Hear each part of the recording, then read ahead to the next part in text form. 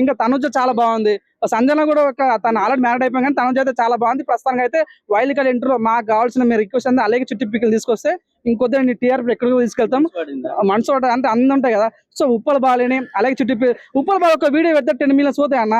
అటువంటి వ్యక్తులు మీరు తీసుకున్న టీఆర్పీ ఎక్కడో లేస్తుంది. అలాగే చుట్టి పిక్కలు చెట్టుంది కొంచెం యూత్ బాగా అంటే మనోడు కూడా ఆటగాడు కాబట్టి అటువంటి వాళ్ళు చూసారు కాబట్టి బాగుంటుందని కోరుకుంటున్నాను అంతే.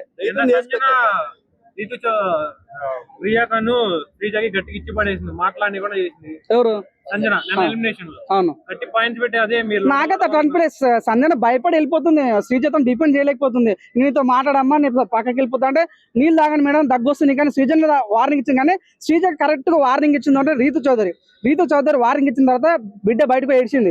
అట్లా ఇచ్చింది నిజంగా.